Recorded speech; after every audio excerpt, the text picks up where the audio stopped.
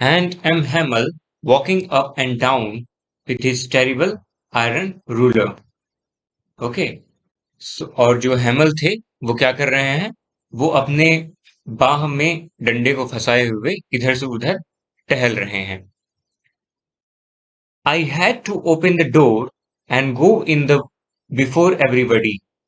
मुझे दरवाजा खोलना था और सभी के सामने जाना था। You can imagine how I blushed and how frightened I was. आप ये अनुमान लगा सकते हैं कि मैं किस तरीके से मुस्कुरा रहा हूँगा और अंदर से कितना डरा हुआ था। But nothing happened. पर कुछ हुआ नहीं। M. Hamel saw me and said very kindly. M. Hamel ने मुझे देखा और बहुत प्यार से कहा, Go to your place quickly, little French. We were beginning without you. अपनी सीट पर जाकर बैठ जाओ बच्चे, हम तुम्हारे बिना ही शुरू करने वाले थे। I jumped over the bench and sat down at my desk. Not till then, when I had got a little over my pride, did I see that our teacher had on his beautiful green coat. मैं कूदकर अपनी seat पर बैठ गया, तब तक जब तक कि मुझे चैन नहीं आया। जब मैंने अपने चारों ओर देखा, मुझे थोड़ा आराम मिला। I got little over my pride. Pride मतलब डर, डर के ऊपर काबू पा पाया, ठीक है, थोड़ा। Did I see that our teacher had on his beautiful green coat? अरे क्या मैंने देखा, क्या मैंने ध्यान नहीं दिया कि मेरे टीचर आज ग्रीन कोट में हैं, ब्यूटीफुल ग्रीन कोट में हैं। His frilled, his frilled, frilled का मतलब होता है ढीला ढाला ना, ढीला ढाला जिस पर पैटर्न बने हो। His frilled shirt and the little black silk cap and embroidered that he never wore except on the inspection and prize days.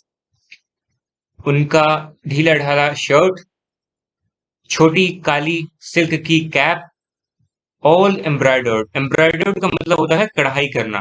जो कैप थी, कैप में क्या है? कढ़ाई की हुई है।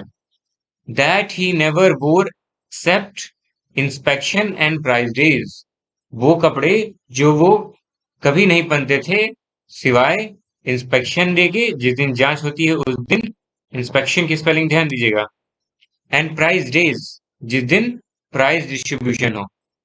इन दिनों के अलावा कभी ये ग्रीन कोट नहीं पहनते थे। Besides, the whole school seemed so strange and solemn. Seemed मतलब प्रतीत होना, ठीक है?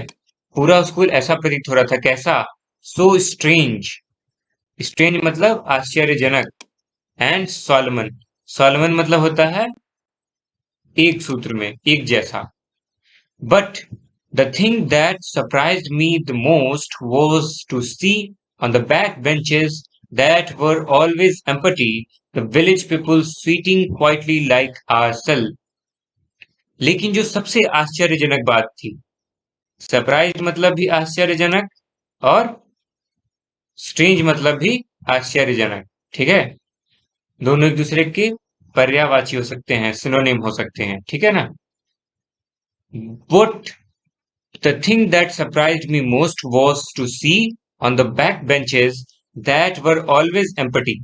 लेकिन सबसे आश्चर्यजनक बात यह थी कि जो पीछे के बेंचेस थे, बैक बेंचेस, है ना, बैक बेंचेस, वो जो हमेशा खाली रहते थे, आज उस पर गांव के लोग बैठे हुए हैं। कौन बैठे हुए हैं? गांव के लोग, village people, sitting quietly like ourselves, हमारे जैसे ही शांति से बैठे हुए हैं। ओल्ड हॉजर, ओल्ड हॉजर, हॉजर मतलब ऐसा समझ लीजिए, हॉजर मतलब मिस्त्री, ठीक है ना, कामगार। ओल्ड हॉजर, बूढ़ा Hauser, with his three cornered head, अपने तीन त्रिकोण वाली हेड के साथ बैठा है, ठीक है। उसकी हेड कैसी है? हॉजर की त्रिकोण है। हॉजर मतलब मिस्त्री, ठीक है। The former mayor, the former mayor, farmer mayor, mayor का मतलब होता है महापौर, ठीक है। फॉर्मर मेयर, और फॉर्मर का मतलब होता है पूर्व। The former postmaster, farmer postmaster, postmaster मतलब पोस्ट ऑफिस को जो हैंडल करता है उसको क्या कहते हैं? पोस्टमास्टर कहते हैं, ठीक है। Farmer postmaster, and several other besides. Everybody looked sad. सभी के सभी कैसे थे? दुखी थे, सैड थे, ठीक है? And Hauser had brought an old primer. Primer एक उपकरण है जो इस्तेमाल करता है मिस्त्री, ठीक है ना? Old primer, thumbed at the edges. thumbed at मतलब thumbed. thumbed मतलब जैसे अंगूठा होता है ना, जैसे एक होता है कि चाकू में धार होती है और अगर धार खत्म हो जाए तो उसको ब्लंट कहते हैं। ब्लंट क्या कहते हैं? ब्लंट। ब्लंट की स्पेलिंग में यहाँ पे आप शायद समझ जाएं। ब्लंट, ब्लंट, ठीक। ब्लंट का मतलब और थम्ब का मतलब एक ही जैसा होता है, ठीक है? चल, thumb at the thumbed at the spectacles lying across the sorry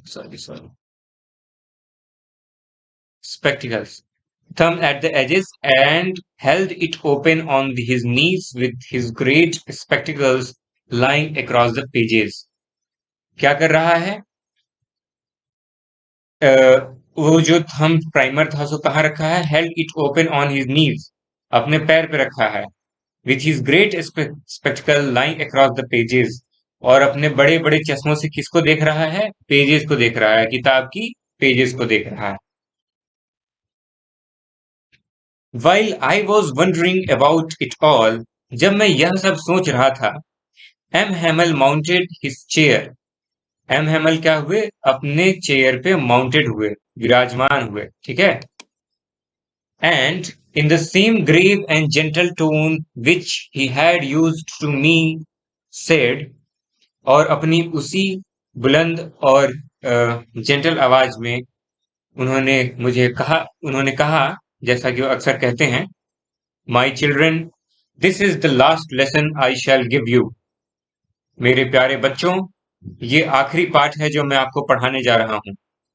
The order has came from Berlin to teach only German in the school of Alsace and Lorraine. Berlin से आदेश आया है कि कल से लॉरिन और अल्सेस की स्कूलों में सिर्फ और सिर्फ जर्मन पढ़ाई जाएगी। क्या कहा उन्होंने? ये बात इंपॉर्टेंट है चैप्टर के क्वेश्चन आंसर के पॉइंट ऑफ व्यू से। क्या कहा? कि मेरे बच्चों, यह आपकी फ्रेंच की लास्ट क्लास है जो मैं आपको दे रहा हूं। आगे से बर्लिन से आदेश आया हुआ है, जर्नी सिर्फ कल से जर्मन भाषा पढ़ाई जाएगी। कहाँ? स्कूलों में। किस स्कूलों में? अल्सेस और लॉरिन के स्कूलों में। The new master comes tomorrow, जो नए शिक्षक हैं वो कल आएंगे। This is your last French lesson, I want you to be very attentive. ये आपका आखिरी फ्रेंच पाठ है, मैं चाहता हूं कि आप सभी पूरी ध्यान से सुने, अटेंटिव। एक और बात, यहां लिखा है चिल्ड्रन। क्या लिखा है? चिल्ड्रन लिखा हुआ है ना, ये चिल्ड्रन लिखा हुआ है। आपको बता दूं कि इंग्लिश में जो सिंगुलर होता है उसको चाइल्ड कहते हैं, एक बच्चे को चाइल्ड कहेंगे और अनेक बच्चों को चिल्ड्रन कहेंगे। कुछ लोग इस बात पे ध्यान नहीं देते हैं, वो चिल्ड्रन की जगह पे चाइल्ड्स लिख देते हैं, एस लगा देते हैं, तो वो गलत है। ऐसा कोई शब्द है ही नहीं इंग्लिश में। What a thunder clap. Thunder clap मतलब, थंडर क्लैप मतलब बादल की गर्जना। ये कैसी गर्जने वाली आवाज है? What a thunder clap these words to me. ये तो एकदम बिजली जैसी बात मेरे कानों में पड़ी। ओह द वर्चेस, हे भगवान। ओह द रिचेस, रिचेस मतलब शैतान, है ना? That was that they had put up at the town hall. Oh the wretches that was that they had put up on the town hall. कवि के लेखक क्या कह रहा है? कि उन शैतानों ने टाउन हॉल पर यही सूचना लगाई थी। My last French lesson, why I had hardly know how to write. ये मेरा आखिरी फ्रेंच पाठ है। क्यों? Oh the wretches that was that they put up at the town hall, उन शैतानों ने यही सूचना लगाई थी टाउन हॉल पे। My last lesson, why I hardly knew how to write, I should never learn any more, I must stop there. Then, oh, how sorry I was for not learning my lessons, for seeking bird's egg and going sliding on the sar. My books that had seemed such a nuisance while ago, so heavy to carry. My grammar and my history of the saints were old friends now, and that I couldn't give up. मेरा आखिरी फ्रेंच पाठ क्यों? मैंने तो ही मुश्किल से लिखना सीखा है। आई शुड नेवर लर्न एनी मोर, मैं अब और नहीं पढ़ सकूंगा, मुझे यहीं रुकना होगा। देन, मुझे कितना दुख हो रहा है कि मैं अब पाठ को नहीं पढ़ पाऊंगा। इन चिड़ियों के अंडों से खेलने के लिए और सार सार मतलब जो स्लाइडिंग वाली झूले होते हैं उन पे स्लाइड करते समय मेरी किताब कितने भारी हुआ करते थे। बेकार की इन किताब कितने वजन था इनमें जो मुझे उठाना पड़ता था।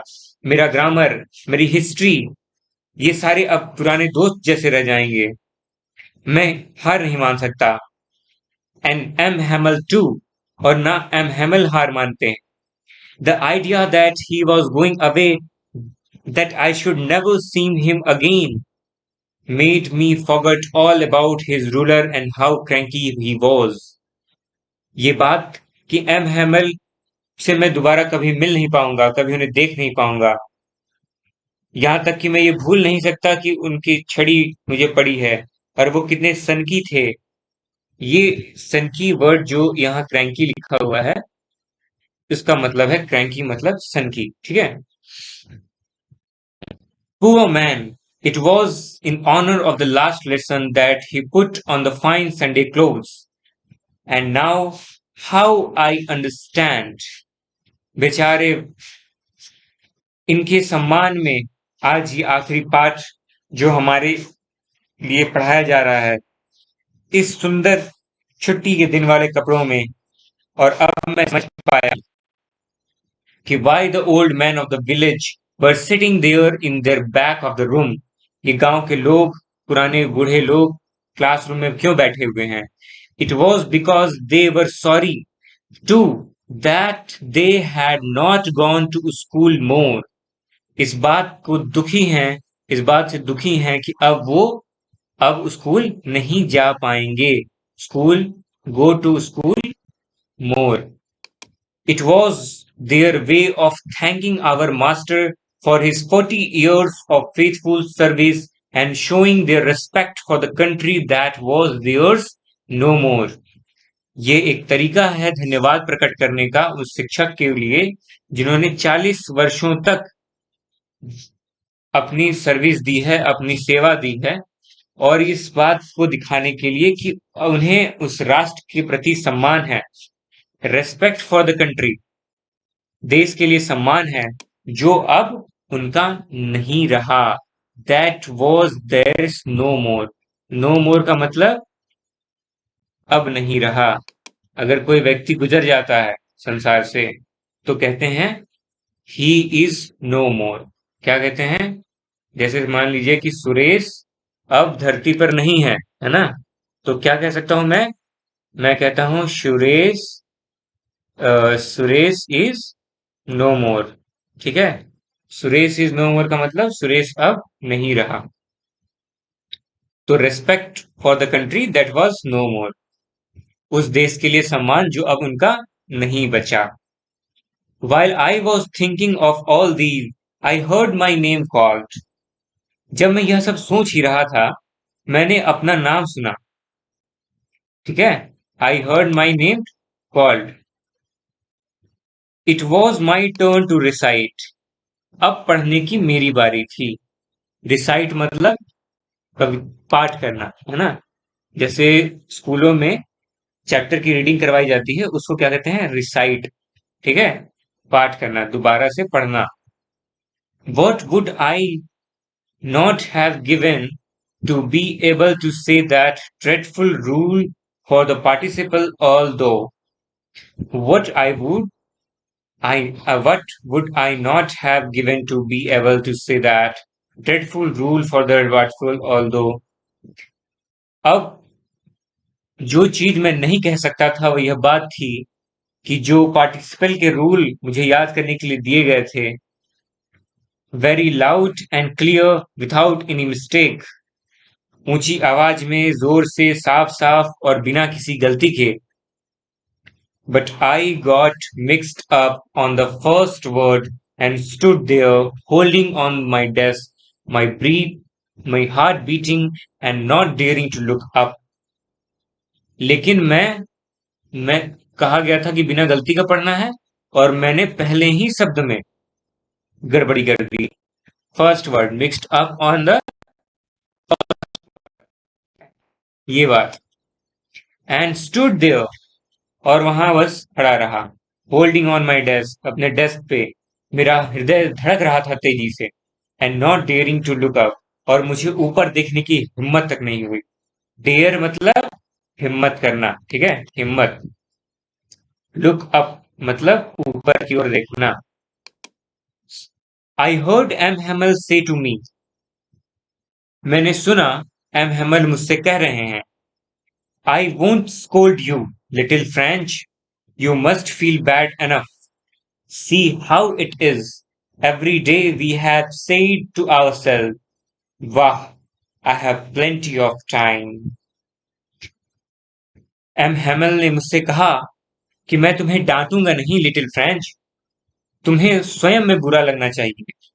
तुम सोचो कि रोज हम अपने आप से कहते थे कि वाह, अपने पास प्लेंटी ऑफ टाइम है. प्लेंटी ऑफ टाइम मीन्स अभी तो बहुत समय है, ठीक है. I will learn it tomorrow, मैं इसे कल पढ़ लूंगा. And now you will see where we have come out, और अब तुम देखो हम कहां पहुंच गए. दैट्स द ग्रेट ट्रबल, और यही सबसे बड़ी समस्या है एल्सास के साथ. She puts off learning, she puts off learning till tomorrow. Alsace में क्या समस्या है, यहां लोग कल सीख लेंगे पर रहते हैं. जैसे कि हमारे यहाँ भी क्या है, जैसे आज कोई होमवर्क मिला है और अगर कल वो चेक नहीं होने वाला है तो क्या करते हैं, आज नहीं कल करेंगे. तो यही हाल वहां के स्कूलों में भी था. Now those fellows out there will have the right to say to you how it is you pretend to be Frenchman and you yet you can neither speak nor write your own language. M Hamel क्या कह रहे हैं कि अब वो जो लोग बाहर खड़े हैं, दोज फेलोज आउट देयर, जो बाहरी लोग आएंगे, वो क्या कहेंगे कि तुम अपने आप को फ्रेंचमैन कहते हो, तुम अपने आप को फ्रांसिस कहते हो, फ्रांस, और तुम अपनी भाषा को बोल और लिख तक नहीं सकते. But why you are not the worst people, but you are not the worst who are little French, लेकिन तुम सबसे बुरे नहीं हो French. We all have a great deal to reapproach ourselves with. हम सभी को अपने आप को देखने की जरूरत है. Your parents, your parents were not anxious enough that to have you learn. तुम्हारे माता पिता इतने सतर्क नहीं थे. एनेक्सियस इसमें होश में नहीं थे. एनेक्सियस मतलब होश. Your parents were not anxious enough to have you learn. तुम्हारे माता पिता इतने होश में नहीं थे कि वो तुमको पढ़ने के लिए कहें. They preferred to put you to work on a farm or at the mill so as to have a little more money. वो प्रिफर करते थे. प्रिफर करना मतलब एक तरीके से कहते हैं कि प्राथमिकता देना. वो तुम्हारी पढ़ाई से ज्यादा प्राथमिकता किसे दे रहे हैं कि तुम खेत में जाके काम कर सको. वर्क ऑन फार्म, फार्म मतलब खेती की जमीन, एंड एट द मिल्स या फिर कारखाने में, ठीक है, जिससे कि तुम्हें थोड़ा सा और कुछ धन प्राप्त हो जाए, थोड़ी सी और कमाई हो जाए. And I have been to blame also, और कहीं ना कहीं तो मैं भी दोषी. And I have been to blame also, और मुझे भी दोषी होना चाहिए। Have I not often sent you to water my flowers instead of learning your lessons? क्या मैंने कभी तुम्हें अपने पौधों में पानी डालने के लिए नहीं कहा, जहां पर मुझे कहना चाहिए था कि तुम अपनी पढ़ाई करो? इसके अलावा, या instead of learning your lessons, and when I wanted to go fishing, और जब मैं मछली पकड़ने के लिए जाता था, क्या मैंने छुट्टियां नहीं ली? Did I not give you a holiday?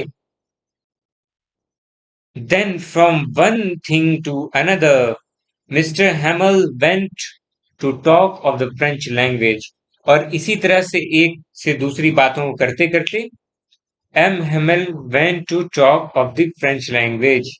अब वो फ्रेंच भाषा के ऊपर बात करने लगे हैं। सेइंग दैट, कहते हैं, it was the most beautiful language in world.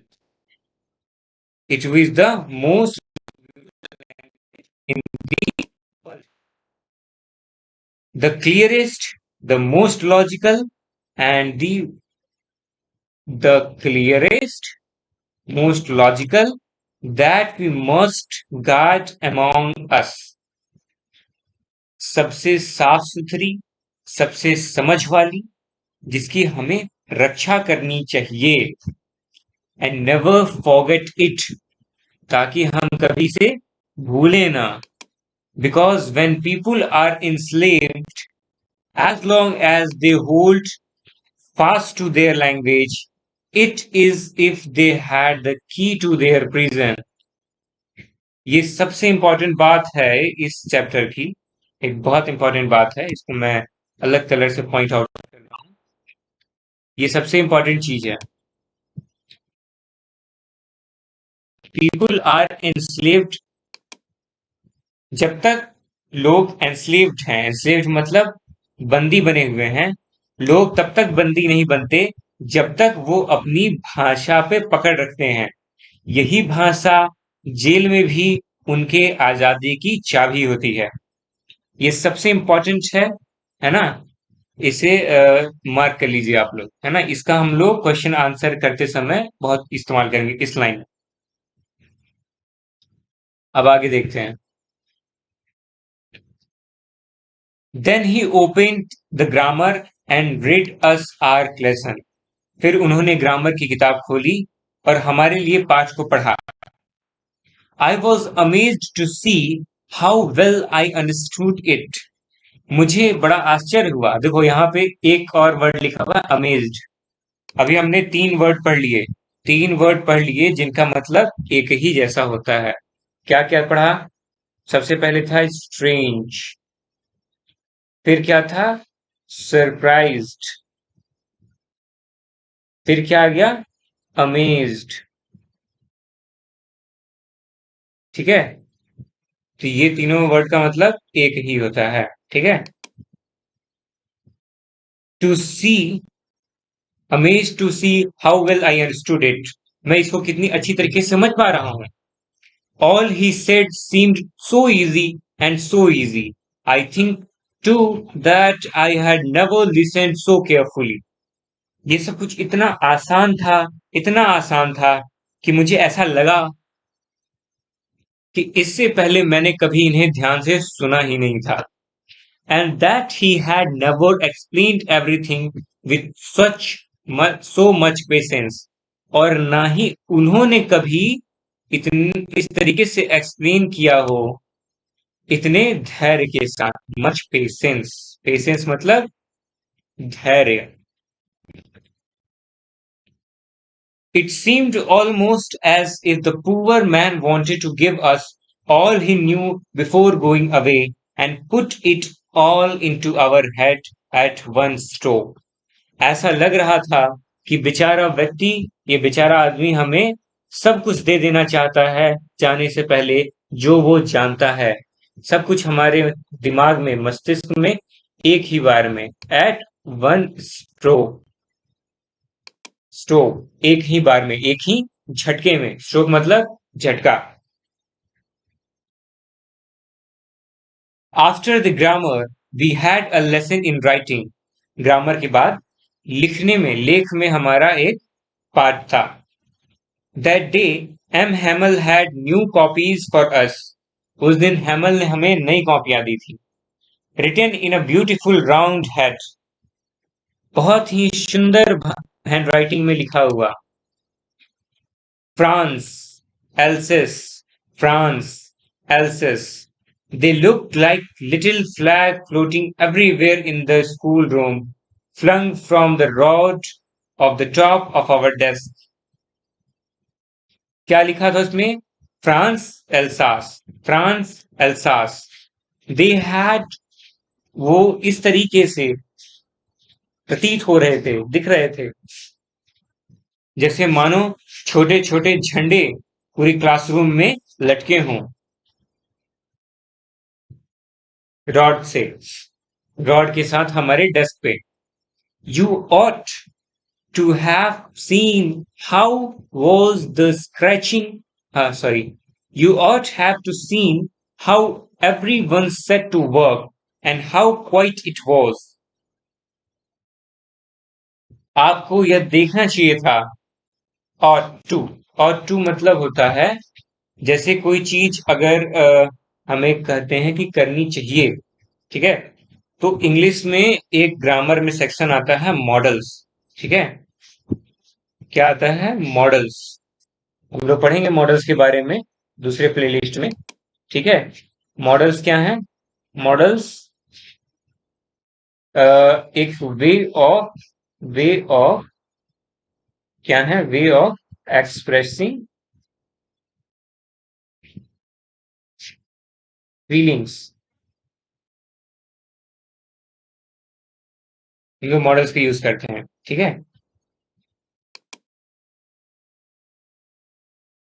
How quite it was, सब अपना अपना कार्य कर रहे थे बिल्कुल शांति से। The only sound was the scratching of the pens over the paper.